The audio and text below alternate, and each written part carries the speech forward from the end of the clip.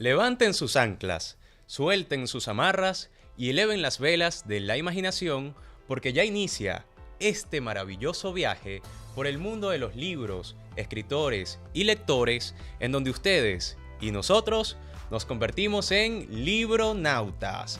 Hoy estamos felices de recibirles en este nuevo episodio de nuestra nueva temporada Escuela de Escritores, que bueno, lamentablemente ya está finalizando, pero afortunadamente hemos podido recibir muchos aprendizajes, hemos tenido muchas experiencias significativas, maravillosas en torno a la palabra, al libro y a la promoción de la lectura, pero fundamentalmente hemos podido ver el avance de todos y cada uno de ustedes y por eso estamos muy felices y orgullosos de todo lo que han podido construir, escribir, imaginar y soñar.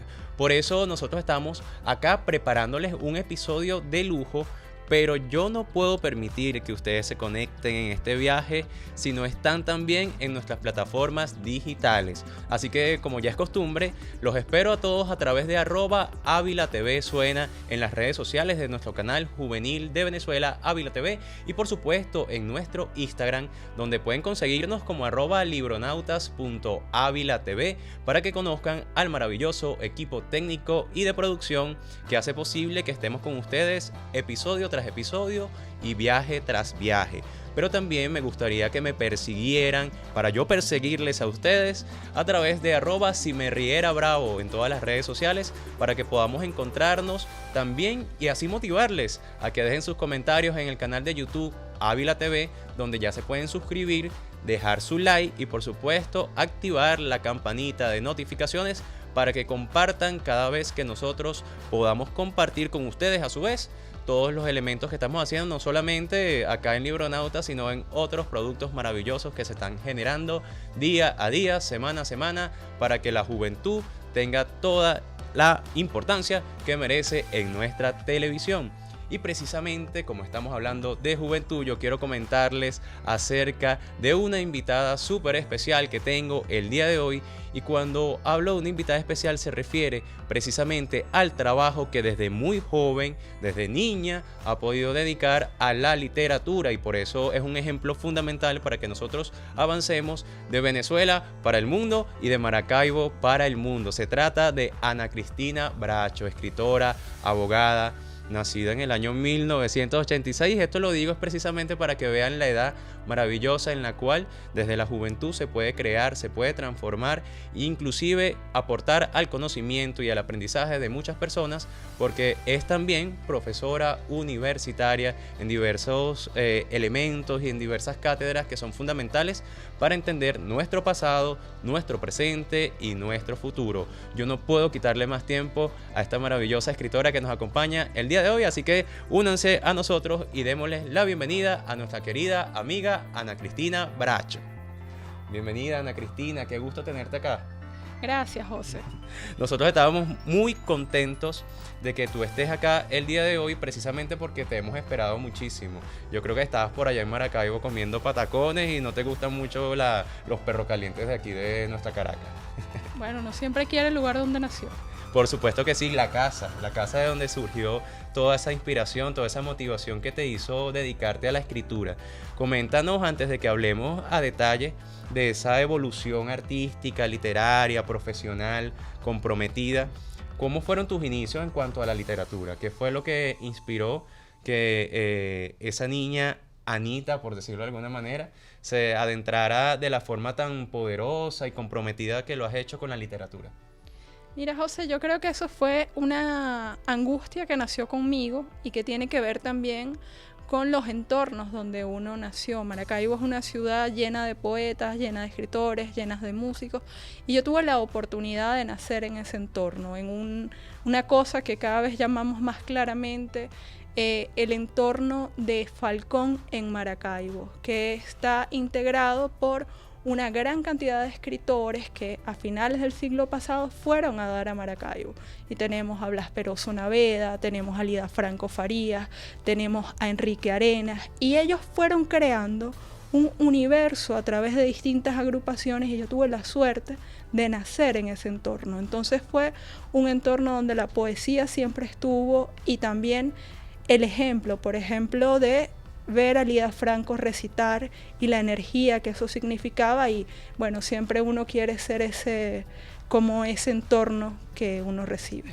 Por supuesto que sí, y cómo no serlo, yo creo que ha sido un buen ejemplo y una buena esponja de esos grandes maestros, además también comprendiendo el trabajo maravilloso que hicieron y siguen haciendo desde todas las perspectivas tus padres, a quienes les agradezco que me hayan dado a una gran escritora a quien seguir, de quien aprender y fundamentalmente a una gran amiga, porque la cultura y la creación no tiene sino que hacer como nos decía Aquiles Nazoa. Creo en la amistad como el invento más bello del hombre, pero yo creo que también de la mujer, y en este caso estamos hablando de una mujer grandiosa que ha podido crecer en la experiencia de grandes maestros y maestras. Cuéntanos qué tal esa experiencia, yo no la pude vivir jamás, de escuchar a Lida Franco Farías, de abrazarla, de compartir, de entender y sentir todo lo que ella expresa todavía desde sus libros, desde su obra poética, en cuanto a ese corazón, a ese latir de bongo que decía Ali Primera, por ejemplo. Mira, yo creo que es muy interesante porque en primer lugar, Lida es una mujer que hace mucho ruido en el momento en el que nace. Nosotras que ya escribimos en el presente no sabemos lo que significó ser ella, que hablaba de política, que hablaba de una lucha clandestina, que hablaba de sexo, que hablaba de todas estas cosas de las que no se podían hablar. Lida, además, yo creo que para mí tuvo una impronta muy importante porque ella también tenía esa manera de involucrar a los niños y a las niñas en su ejercicio. En el momento en el que Lida se da cuenta que yo, que no tenía 10 años, quería escribir, me agarraba y me decía, vente para acá que esos adultos son muy aburridos. ¿Y qué estás escribiendo? Y ese ejemplo en el cual uno tiene algo que yo admiro tanto que haces tú, que es saber que escribir no es un acto individual, es un acto colectivo, es un acto de que la palabra se reproduzca y que la memoria quede. Entonces creo que esa manera de ser de Lida, además que Lida recitaba riéndose. Yo espero que hayan muchos registros audiovisuales que no conozco, que podamos recuperar, pero Lida, por ejemplo, una de las cosas que hacía es que, sobre todo cuando leía poemas que estaban un poquito subidos de tono, miraba en el público a su amado José Zavala, quien era un hombre muy tímido. Y José Zavala siempre intentaba como, Dios mío, ya vuelve esta mujer a ponerme en este papelón.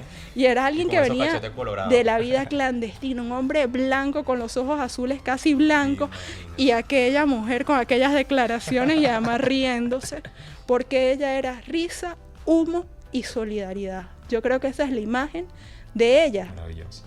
Imagínate, pero además hablando de esa esencia colectiva de la escritura, bueno, a partir del año 2002 estuviste en el Círculo de Jóvenes Escritores allá en el estado Zulia. Cuéntanos más o menos cómo fue esa experiencia de después, o no después, mientras estabas creciendo o naciendo con esos maestros escritores, conocer a otros jóvenes escritores como tú dentro de tu estado, el estado Zulia, o inclusive dentro de tu país en general.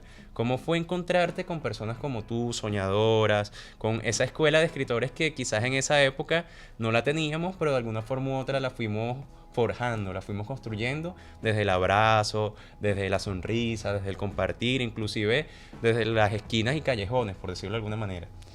Mira, la experiencia del Círculo de Jóvenes Escritores es muy valiosa porque te permite darte cuenta, como quizás los atletas se encuentran y saben que a otra gente le gusta el deporte, te permite darte cuenta que a otros les gusta escribir. Y es un universo donde tú vas a ver diferentes temáticas, diferentes intereses. Hoy en día parte de esa gente sigue escribiendo, no todos, y eso te permite también darte cuenta de que la experiencia de la palabra es una experiencia humana. Escribir cada día se reconoce más como un acto terapéutico, como un acto importante, y te das cuenta de que a la escritura se llegan por muchas búsquedas diferentes. Entonces creo que es muy importante porque es una experiencia de encontrarte, primero con gente que tenía intereses como los tuyos, por el otro darte cuenta de la diversidad de temáticas y estilos, y por otro ese encuentro permanente con otros escritores que tenían mucha más técnica de lo que uno podía tener en ese momento. Fantástico, yo creo que es muy interesante cuando hablamos de esa búsqueda, porque además Ana Cristina Bracho tiene varias publicaciones en su haber. Lo que pasa es que como siempre estás tan ocupada, afortunadamente, porque saber que Ana Cristina Bracho está ocupada es saber que el país está en buenas manos, porque siempre que una poeta, una escritora, tenga el derecho y el deber de defender la justicia para con la palabra, evidentemente la vamos a necesitar muy ocupada. Y en este caso, yo te quiero hablar de esa primera publicación llamada Versos Incómodos en el año 2009. ¿Cómo fue ese proceso y precisamente qué tanta incomodidad implicaban esos versos? ¿Y para quién? Bueno, Lo está pensando, algo me huele a amor. evidentemente, además, como te estoy contando la impronta de Lida, pues nadie la puede negar. Exacto. Y mi primera búsqueda en la poesía era una voz tan potente como la de ella. Porque era un momento, la historia se mueve muy rápido, era un momento en el que yo estaba muy activa en la juventud y queríamos este acto pues como de implosionar cosas. Era incómodo porque, como tú lo has mencionado, yo tengo como dos facetas. Mi faceta principal siempre ha sido el hecho de ser abogada, profesora, etc. Y siempre que se publica poesía uno se desnuda. Claro. Y ahí habían muchos cuestionamientos que mi faceta más conocida pues no reconocía. Y me generaba ese hecho de tener que admitir que ese otro lado de mi vida existía y que quedó allí, ¿no? Quedó expuesto, quedó abierto, y quienes puedan conseguir el texto pues se van a llevar quizás algunas sorpresas de mi verdadera personalidad. Fantástico, yo creo que eso es la dualidad permanente de los escritores, que bueno, no es solamente por el mito de que no podemos vivir de la escritura, yo creo que sí se puede hacer en la medida que uno se ocupe de ello, pero generalmente tenemos dos profesiones. En mi caso es el teatro y la gerencia y producción cultural, y en tu caso es el derecho, es ser abogada. Pero evidentemente en tu caso puede ser un poco más, digamos, distanciado el camino, porque que nuestra abogada haya escrito quizás un poema erótico, pudiera decir, oh, qué extraño, ¿no? Pero uno nunca sabe cuántos jueces pueden ceder a la poesía. Pero más allá de eso, lo importante es que yo creo que hay que asumir los dos roles. Porque somos profesionales de la palabra, pero también somos profesionales de cualquier manifestación que tenga la creación humana. Y cuando hablo de creación, no solamente hablamos de las ciencias sociales, también hablamos de las ciencias puras, de todos los elementos que pueden contribuir. ¿Cuántos químicos, poetas no hemos conocido? ¿Cuántas filósofas? Tantas profesiones que pudiéramos nombrar, y todas tienen un poquito de poesía. Por eso, a mí también me encantaría hablar de cuál ha sido esa trascendencia de partir de Maracaibo y tener reconocimientos a nivel internacional. Has tenido varios reconocimientos a nivel internacional, formación también, que yo creo que el mayor reconocimiento que se le puede dar a un creador o una creadora es creer en sí mismo. Y que cada vez que ustedes están construyendo maravillosas iniciativas, ustedes creen en ustedes, creen en el país, y nosotros, por consecuencia, les creemos todos esos sueños maravillosos que van cumpliendo. Cuéntame cómo ha sido tu experiencia en el ámbito internacional en torno a la literatura. Bueno, te atajo primero en tu pensamiento anterior, porque realmente una cosa de lo que tú estabas diciendo es muy importante, pero yo me di cuenta en el camino que parte de nuestros más notables abogados eran parte de nuestros más notables escritores. Imagínate. Porque casualmente tú lo ponías por aquí, Gustavo Pereira es un excelso jurista y un gran poeta. Y lo podemos ver en muchísimas voces importantes que compartieron los dos roles. El tema de crecer y de la ciudad, mira, yo empezaría por decirte que Maracaibo es un puerto. Quienes venimos de los puertos y quienes venimos de una ciudad que fue construida recibiendo gente como Maracaibo, precisamente por la industria petrolera, tenemos un arraigo que a la vez reconoce que se alimenta de esa gente diversa que está en ese puerto. Maracaibo, no quiero sonar como una gaita, pero siempre ha dado mucho al concepto nacional, que no lo decimos mucho. La gente cree que hay un regionalismo. No, la gente en Maracaibo es profundamente venezolana, porque nuestros mayores exponentes han luchado realmente por Venezuela como un concepto único. Y dar como ese salto es importante. Siempre creo que no se puede hacer si uno pierde la esencia y la noción de dónde nació, que creo que en los últimos tiempos me ha marcado mucho. O sea, yo me he atrevido a intentar escribir como habla la gente de Maracaibo. Y la respuesta ha sido que a la gente le han gustado más esos textos donde yo reconozco esa manera de hablar. Y la experiencia internacional desde la escritura, primero es un efecto del tiempo que estamos viviendo, porque cualquier escritor en Venezuela puede revisar cuáles son los certámenes que están abiertos y participar. Y cuando nos damos cuenta, a los venezolanos, a las venezolanas, en general nos va bastante bien en los certámenes internacionales y que están abiertos solo a buscarlos. Es interesante porque cada escritor en cierto modo es un embajador. Tú tienes la oportunidad de poner el nombre de la vivencia y la realidad de un pueblo a través de lo que tú estás escribiendo, y te permite ver además que con los momentos históricos, las realidades particulares, los sentimientos son expresiones humanas universales. Todos sentimos amor, todos sentimos dolor, todos queremos una vida digna, y eso nos va encontrando en la expresión que lo diverso es también como la gran amalgama de la humanidad. Entonces creo que es una experiencia que siempre es muy valiosa, pero teniendo también el valor de reconocernos en orgullo en qué somos, de dónde somos y cómo crecimos. Sin duda alguna, estoy totalmente de acuerdo contigo, pero vamos a tomarnos unos pequeños segundos para la recomendación literaria del día. Fundamentalmente, la recomendación más importante que tenemos el día de hoy nos la ha dado nuestra amiga escritora Ana Cristina Bracho, y se trata de Lida Franco Farías. No puedo nombrar un solo libro, tienen que buscarla hasta encontrarla en cada verso, en cada palabra, en cada imagen. Vayan y busquen a Lida Franco Farías, esa es la recomendación fundamental del día de hoy. Sin embargo, les quiero compartir brevemente también este libro de Ramón Palomares, ya no de nuestro estado Zulia, sino de Ramón Palomares desde Trujillo. Y aquí tenemos una antología mínima editada por este maravilloso fondo editorial de Arturo Cardoso, precisamente en el estado Trujillo, y dedicado a Maracaibo. Yo voy a dedicar unas pequeñas líneas que dicen así, llamado La Casa, el poema.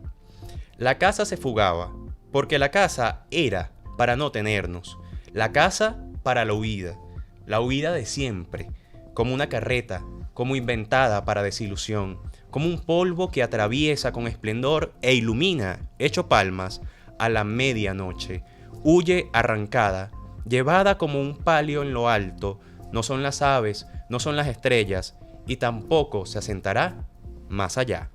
Ramón Palomares, la recomendación literaria del día. Bueno, Ana, ¿qué opinas tú entonces en función de esa casa? Que una de las cosas que me encantó fue que fuiste ganadora del primer Premio Nacional de Literatura Humorística Aquiles Nazoa, convocado por el Fondo Editorial Fundarte de la Alcaldía de Caracas, y precisamente ese texto, una de las cosas que nos entregó fue el humorismo característico, el verdadero, el sincero, el genuino, pero además una idiosincrasia en torno al Zulia, a Maracaibo. ¿Cómo fue esa experiencia de plasmar ese libro, ese material en el cual tú nos hablas de tu ciudad y lo haces de una forma humorística como solamente la gente maravillosa del Zulia puede hacerlo? Mira, fue una experiencia muy particular porque yo nunca había hecho humor. Simplemente las cosas en los últimos años han sido muy difíciles para Maracaibo. Y yo no quería ser una voz solamente trágica. Yo creo que eso también es una responsabilidad cuando tú adquieres alguna capacidad de incidir y que la gente te lea, saber qué mensaje quieres dar. Y en el mensaje que yo me encontré, porque primero siempre está ese elemento de que los escritores somos sobre todo lectores y al mismo tiempo somos oyentes de las realidades, y yo me encontré con que incluso en los momentos más difíciles la gente se reía. La gente contenía esa esperanza y esa manera de enfrentar la realidad. Entonces, a partir de allí, ese rasgo propio de ese buen humor que es a prueba de todo, estaba allí y yo quise retratarlo. Fue una experiencia interesante porque te permite darte cuenta que siempre hay géneros que explorar. Uno a lo mejor cree que yo he hecho tantos años este tipo y ya yo no me quedo, o sea, ya yo no me voy a poner a explorar. No, siempre hay algo más que contar. Y al mismo tiempo fue muy divertido.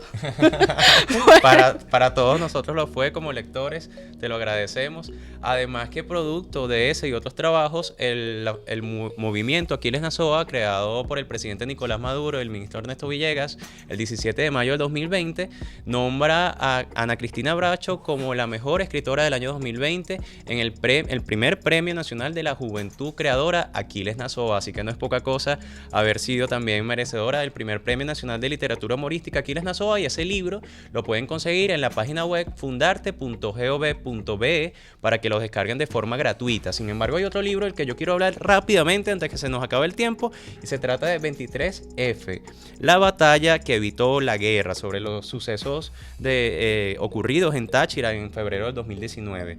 Cuéntame un poco sobre ese libro y cómo podemos conseguirlo. En estos pocos minutos no te puedo dejar ir sin que nos hables de dónde conseguir tu literatura. Mira, el libro del 23F nace, como te estoy diciendo, porque yo creo que fundamentalmente un escritor es alguien que oye. La historia del 23F es simplemente uno de los capítulos que hemos vivido en los últimos años de acoso a Venezuela y que no produjo el resultado esperado. Eso hace que cuando tú entras a las categorías de decir, bueno, había una acción internacional que desplazó presidentes, que desplazó ejércitos, y al mismo tiempo parece que ahí no pasó nada, nos damos cuenta que estamos ante lo que algunos llaman un no evento. ¿Por qué? Porque no habían las categorías para explicar que una gente que no estaba armada mayoritariamente, de un país que estaba contra una coalición de países, podía evitar ese suceso. Y cuando a mí me llega la primera historia que me llega, que en realidad me busca como abogada, porque es la historia de la periodista que fue atropellada, ella llega y me dice, después que me pasa una tanqueta, yo quiero que esto se sepa. Y esa búsqueda me va conectando con muchas voces que simplemente yo me doy cuenta que hay que preservar. Porque esa es la historia de este país. La historia de este país es una convicción de no querer ir a la guerra. Y en eso no contribuyen solamente los políticos, ni solamente los militares, sino que para lograr la paz tenemos artistas, tenemos comunicadores, tenemos historiadores, y eso era lo que yo quería preservar, y ahí lo que hay son entrevistas. ¿Dónde lo pueden conseguir? Tanto en la página de la editorial Ciudad Caracas, como en una segunda edición en la editorial El Perro y la Rana, que son dos de las fuentes principales junto con la editorial Urgente, donde pueden conseguir todo esto. Está en digital y en libre descarga el trabajo que vengo haciendo. Fantástico. Yo siempre ando buscando a Ana Cristina Bracho, pero para que los libronautas te encuentren, ¿cuáles son tus redes sociales? Y de esa manera un mensaje final para que concluya este maravilloso viaje. Pueden buscarme fundamentalmente en Twitter en @anicrisbracho. Y creo que fundamentalmente quiero felicitarte por seguir en este experimento y decirle a la gente que siempre hay algo que escribir y siempre hay algo que vale la pena contar. Gracias por escribir con nosotros y por contar con nosotros. Cuentas para nosotros, y de esta manera nos despedimos de este maravilloso episodio con Ana Cristina Bracho, escritora venezolana, en el cual agradecemos en conjunto que hayan levantado sus anclas, soltado sus amarras y elevado las velas de la imaginación, porque de esta manera concluye este maravilloso viaje por el mundo de los libros, escritoras y lectoras, en donde ustedes y nosotros nos convertimos en libronautas. Hasta la próxima.